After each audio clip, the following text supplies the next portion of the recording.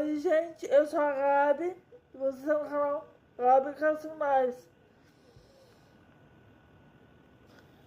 Aqui é contado casos reais, mistérios e suspense.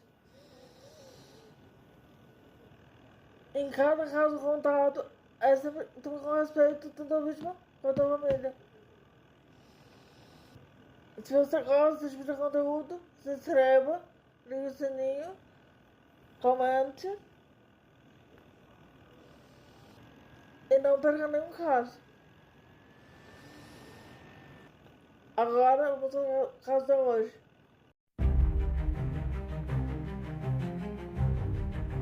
Ela saiu para almoçar com o ex-namorado e nunca mais voltou. O que ele fez com o carro dela na represa chocou o Brasil inteiro. Hoje vamos conhecer a história de Mércia Nakashima, uma jovem advogada que tinha uma vida, sonhos e uma família que amava.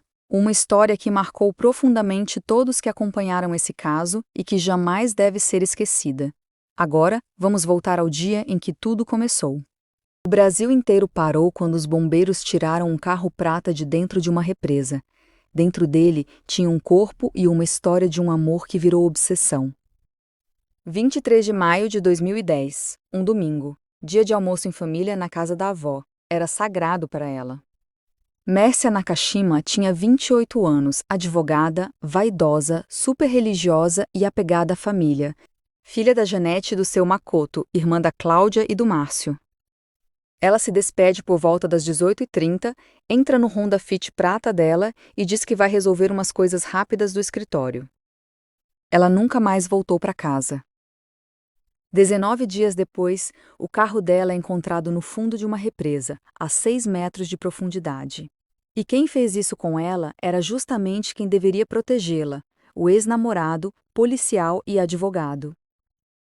Gente, não é por esse motivo que os policiais não merecem atenção e respeito. Um não significa todos. Existem profissionais que honram a farda, que arriscam a própria vida para proteger outras pessoas e que fazem seu trabalho com dedicação e coragem. O que aconteceu nesse caso foi uma conduta individual e não representa toda a polícia.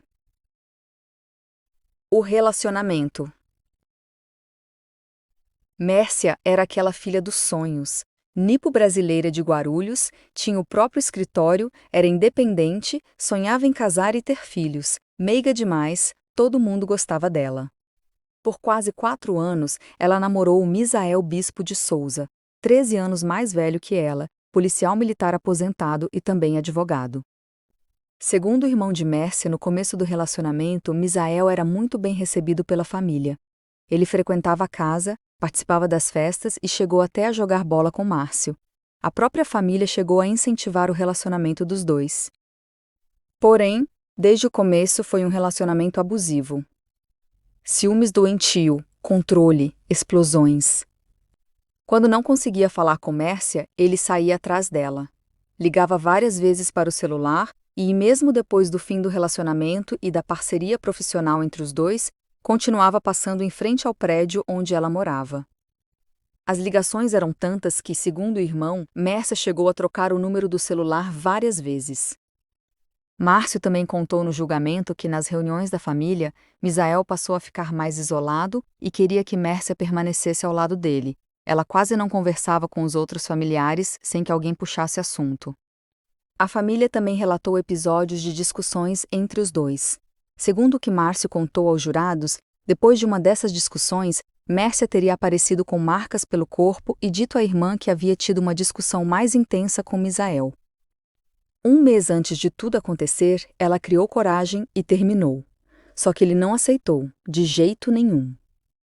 Naquele domingo, 23 de maio, depois do almoço, o celular dela toca.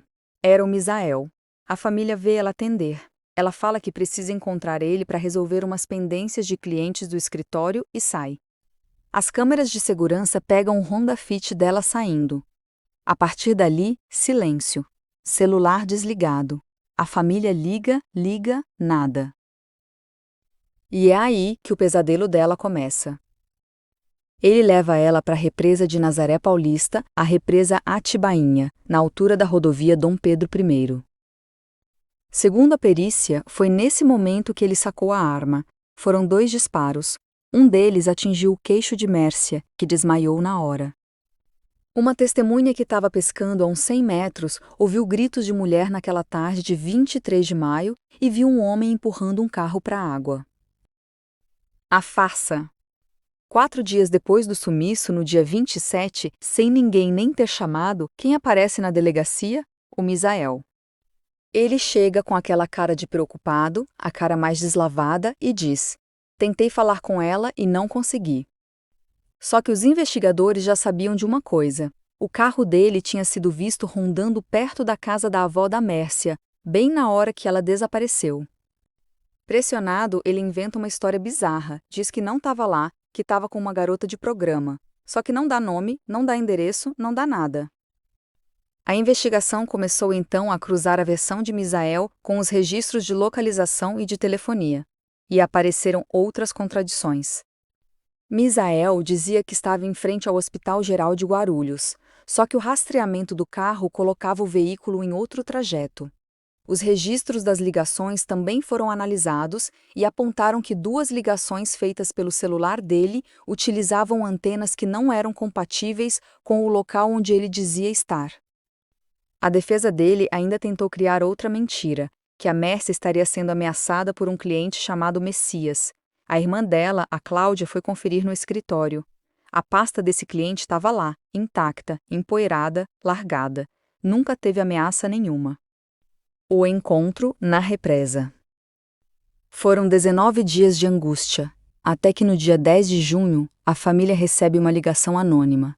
Procurem na represa de Nazaré Paulista. Os bombeiros vão até o local indicado, a represa Atibainha, que fica dentro de Nazaré Paulista, e encontram o carro. A 6 metros de profundidade, o veículo estava com o vidro do motorista aberto. Dentro dele, a bolsa e os documentos dela. No dia seguinte, 11 de junho, a 20 metros do carro, o corpo dela é localizado na superfície da represa. A perícia confirmou. A Mércia foi atraída para a represa com a desculpa de resolver coisas de trabalho. Lá, eles discutiram. O Misael atirou nela. E sabe qual a prova que derrubou ele? No sapato e na roupa do Misael, a perícia achou uma alga microscópica. Uma alga que só existia naquela represa de Nazaré Paulista. Ele esteve dentro daquela água. Ele não fez isso sozinho. Tinha o Evandro Bezerra Silva, o vigia dele. Visto conversando com o Misael dias antes, sumiu do trabalho logo que o carro foi achado. Depois ele mesmo confessou. Combinou de ir buscar o Misael na represa no dia do crime, para dar fuga para ele. O júri histórico. Presos em julho de 2010, Misael e Evandro foram soltos dias depois com habeas corpus. Em dezembro do mesmo ano, a Justiça decretou nova prisão preventiva. Para não voltar à cadeia, os dois fugiram e viraram foragidos. Misael só se entregou em fevereiro de 2012. Evandro foi recapturado em junho de 2012. E aí veio o julgamento. De 11 a 14 de março de 2013, em Guarulhos. 4 dias. Pela primeira vez na história do Brasil, um júri popular foi transmitido ao vivo na íntegra na TV aberta. Misael foi condenado a 20 anos, pena que depois aumentou para 22 anos e 8 meses. Ele foi excluído da OAB em maio de 2023 e em agosto de 2023 já foi para o regime aberto. O Evandro pegou 18 anos e 8 meses em julho de 2013. Foi para o semiaberto em 2018.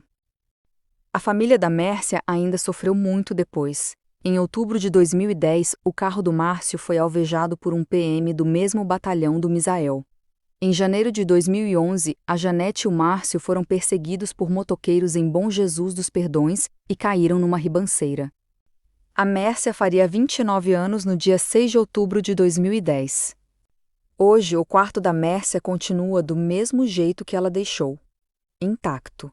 Mas a vida da família dela nunca mais foi a mesma.